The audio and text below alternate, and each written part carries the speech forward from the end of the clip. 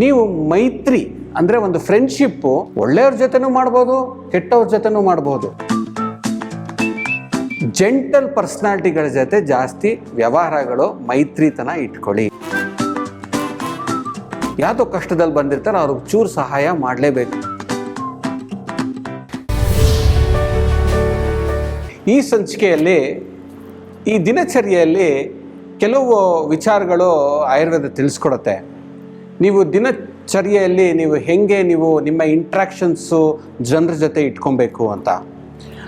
ಆ ವಿಚಾರ ಕುರಿತು ನಾನು ಕೆಲವು ಪಾಯಿಂಟ್ಸು ನಾನು ತಿಳಿಸ್ಕೊಡ್ತೀನಿ. ನಮ್ಮ ಯೋಗರತ್ನಾಕರ ಗ್ರಂಥದಲ್ಲಿ ಏನೇನು ಹೇಳಿದ್ದಾನೆ ಅಂತ. ಆಯುರ್ವೇದ ಹೇಳುತ್ತೆ, ನೀವು ಮೈತ್ರಿ ಅಂದರೆ ಒಂದು ಫ್ರೆಂಡ್ಶಿಪ್ಪು ಒಳ್ಳೆಯವ್ರ ಜೊತೆನೂ ಮಾಡ್ಬೋದು, ಕೆಟ್ಟವ್ರ ಜೊತೆನೂ ಮಾಡ್ಬೋದು. ಆದರೆ ಒಳ್ಳೆಯವ್ರ ಜೊತೆ ಮಾಡೋದು ನಿಮಗೆ ಒಳ್ಳೆ ತರತೆ, ಕೆಟ್ಟವ್ರ ಜೊತೆ ಮಾಡೋದು ಕೆಟ್ಟದ ತರತೆ. ಆದಷ್ಟು ನಿಮ್ಮ ಫ್ರೆಂಡ್ಶಿಪ್ಪು ಯಾರು ಜಾಸ್ತಿ ಕಾಮಕ್ರೋಧ ಲೋಭ ಮೋಹ ಮದ ಮಾತ್ಸರ್ಯಗಳಲ್ಲಿ ಜಾಸ್ತಿ ಒಳಗಾಗ್ತಾರೆ ನೋಡಿ, ಅವ್ರ ಜೊತೆ ಸ್ವಲ್ಪ ಕಮ್ಮಿ ಮಾಡಿ ಅಂತ ಆಯುರ್ವೇದ ತಿಳಿಸುತ್ತೆ. ಜೆಂಟಲ್ ಪರ್ಸನಾಲಿಟಿಗಳ ಜೊತೆ ಜಾಸ್ತಿ ವ್ಯವಹಾರಗಳು, ಮೈತ್ರಿತನ ಇಟ್ಕೊಳ್ಳಿ. What you choose you get ಅಂತ ಹೇಳ್ತಾರೆ. ನೀವು ಯಾವಾಗಲೂ ಒಂದು 10 ಜನ ಕಷ್ಟದಲ್ಲಿರೋವ್ರ ಜೊತೆನೇ ಮೈತ್ರಿ ಮಾಡಿಕೊಂಡ್ರೆ ಯಾವಾಗಲೂ ಅವ್ರು ನಿಮ್ಮ ಹತ್ರನೇ ಬರ್ತಾ ಇರ್ತಾರೆ ಪರಿಹಾರಕ್ಕೆ. ನಿಮಗೆ ಅವ್ರನ್ನ 10 ಜನ ನೋಡ್ಕೊಳ್ಳೋದೇ ಸಾಕಾಗತ್ತೆ. ಸೊ ನೀವು ಮೈತ್ರಿತನ ಮಾಡೋದು ಜೆಂಟಲ್ ಪರ್ಸನಾಲಿಟಿಗಳ ಜೊತೆ ಮಾಡಬೇಕು ಅಂತ ಆಯುರ್ವೇದ ತಿಳಿಸ್ಕೊಡುತ್ತೆ. ಯಾವಾಗಲೂ ಕೋಪದಲ್ಲಿರೋವ್ರ ಜೊತೆ ನೀವು ಮೈತ್ರಿ ಮಾಡಿಕೊಂಡ್ರೆ ನಿಮ್ಮ ಜೊತೆ ಅವ್ರ ಡಿಸ್ಕಷನ್ಸ್ ಕೂಡ ಯಾವಾಗಲೂ ಅದೇ ರೀತಿ ಇರುತ್ತೆ. ನೀವು ಕೋಪಕ್ಕೆ ಒಳಗಾಗ್ತಾ ಇರ್ತೀರ, ಕ್ರೋಧಕ್ಕೆ ಒಳಗಾಗ್ತಾ ಇರ್ತೀರ. ಸೊ ಅಂಥವ್ರ ಜೊತೆ ಸಂಪರ್ಕಗಳು ಕಮ್ಮಿ ಇಟ್ಕೊಳ್ಳಿ.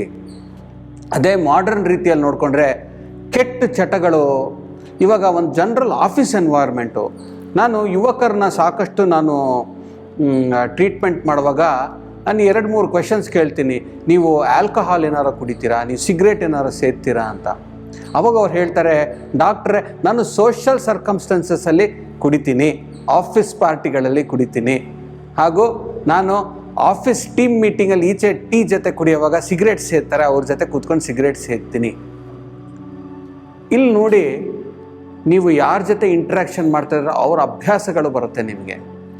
ಆಫೀಸ್ ಮೀಟಿಂಗ್ಸ್ ಅಂತ ನೀವು 2-3 ವರ್ಷ ಮಾಡಿದ್ರಿ, ಇನ್ನು 3-4 ವರ್ಷ ಆಗಿದ್ಮೇಲೆ ಅದೇ ಮನೆಗೆ ತಗೊಂಡು ಹೋಗಿ ಶುರು ಮಾಡ್ತೀರಾ. ಸೋಷಿಯಲ್ ಡ್ರಿಂಕಿಂಗು ವೀಕೆಂಡ್ ಡ್ರಿಂಕಿಂಗ್ ಆಗುತ್ತೆ, ಆಮೇಲೆ ವೀಕ್ಲಿ ಟ್ವೈಸ್ ಆಗುತ್ತೆ, ಆಮೇಲೆ 3 ಡೇಸ್ ಡ್ರಿಂಕಿಂಗ್ ಆಗುತ್ತೆ, ಆಮೇಲೆ ಒಂದು ಕೆಟ್ಟ ಕುಡಿಯೋ ಚಟ ಶುರು ಮಾಡ್ಕೊಂಡ್ಬಿಡ್ತೀರಾ. ನಿಮ್ಮ ಪರಿಹಾರಕ್ಕೆ ಎಫೆಕ್ಟ್ ಆಗುತ್ತೆ, ನಿಮ್ಮ ಕಮ್ಯುನಿಟಿಗೆ ಎಫೆಕ್ಟ್ ಆಗುತ್ತೆ, ನಿಮ್ಮ ಮಕ್ಕಳ ಮೇಲೆ ಎಫೆಕ್ಟ್ ಆಗ್ತಾ ಹೋಗುತ್ತೆ.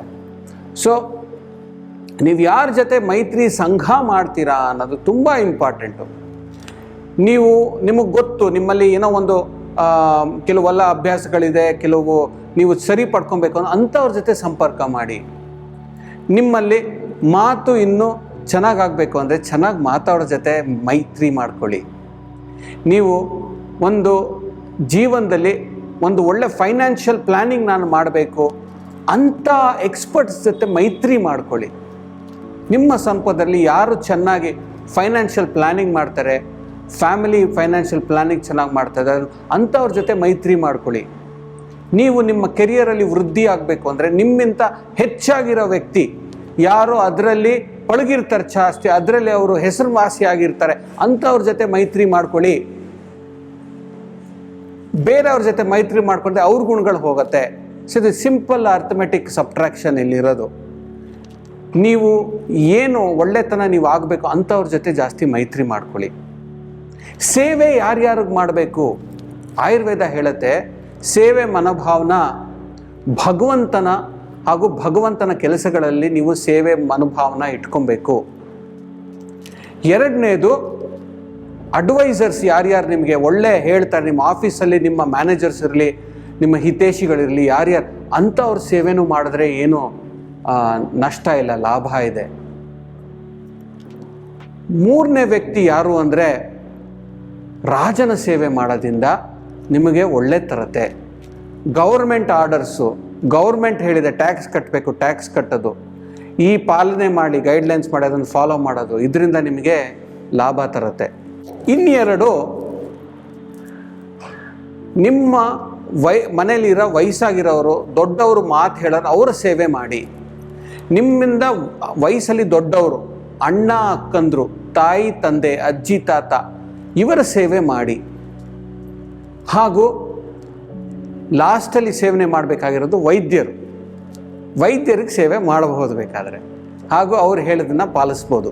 ಮತ್ತೊಂದು ಸೂಕ್ಷ್ಮವಾಗಿರೋ ವಿಚಾರ ಆಯುರ್ವೇದ ಏನು ಹೇಳುತ್ತೆ ಅಂದರೆ, ಯಾರಾದರೂ ನಿಮ್ಗೆ ಏನಾರು ಕೇಳ್ಕೊಂಡು ಬಂದರೆ ಬರೀ ಕೈಯಲ್ಲಿ ಕಳಿಸ್ಬಾರ್ದು.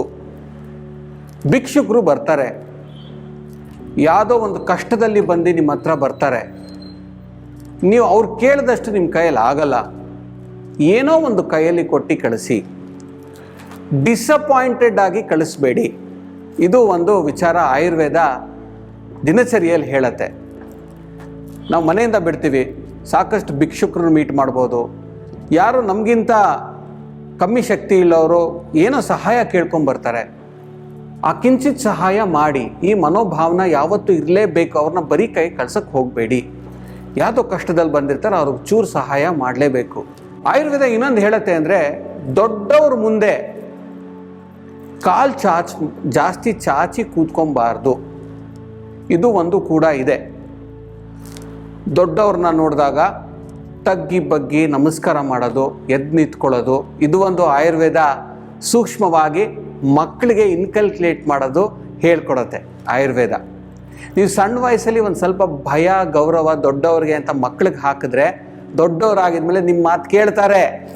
ನೀವು ಸಣ್ಣ ವಯಸ್ಸಲ್ಲಿ ಅವ್ರ ಕಾಲು ಚಾಚ್ಕೊಂಡು ಟಿ ವಿ ನೋಡ್ತಾ ಇದ್ದಾರೆ, ನೀವು ಒಳಗಡೆ ಬರ್ತೀರಾ, ಅವ್ರು ನಿಮ್ಮ ಮೇಲೆ ಚೂರು ಕಟ್ಟಿಸಿ ಇಲ್ಲ ಏನೂ ಇಲ್ಲ ಅಂತ ಇದು ಮಾಡಿದ್ರೆ, ದೊಡ್ಡವರಾಗಿದ್ಮೇಲೆ ಇದೇ ಅವ್ರು ಮಾಡ್ಕೊಂಡು ಹೋಗ್ತಾರೆ. ಆಮೇಲೆ ಅವರು ಕಂಟ್ರೋಲಲ್ಲಿರಲ್ಲ. ಒಂದು ಒಳ್ಳೆ ರೀತಿ ಕಂಟ್ರೋಲ್ ಥರದ ಆಯುರ್ವೇದ ಹೇಳೋದೇನು ಅಂದರೆ, ಇದು ಒಂದು ಚಿಕ್ಕವರಲ್ಲಿ ಅಭ್ಯಾಸ ಮಾಡಿಸೋದು, ಕಾಲು ಚಾಚದೇ ಇರೋದು. ದೊಡ್ಡವ್ರು ಬಂದಾಗ ಸ್ವಲ್ಪ ಕಾಲು ಚಾಚೋದು, ಫೋಲ್ಡ್ ಮಾಡಿ ಕೂತ್ಕೊಳ್ಳೋದು, ಎದ್ದು ನಿಂತ್ಕೊಳ್ಳೋದು, ನಮಸ್ಕಾರ ಮಾಡೋದು, ಇದು ಒಂದು ಹ್ಯಾಬಿಟ್ಟು ಮಕ್ಕಳಲ್ಲಿ ಸಣ್ಣ ವಯಸ್ಸಿಂದ ನೀವು ಹಾಕಬೇಕಾಗತ್ತೆ. ಈ ಸಂಚಿಕೆಯಲ್ಲಿ ಎಷ್ಟೆಲ್ಲ ವಿಚಾರ ತಿಳಿಸ್ಕೊಟ್ಟಿದ್ದೀನಿ. ಮುಂದಿನ ಸಂಚಿಕೆಯಲ್ಲಿ ಮತ್ತೊಂದಷ್ಟು ಮಾತಾಡೋಣ. ಅಲ್ಲಿವರೆಗೂ ನಮಸ್ಕಾರ.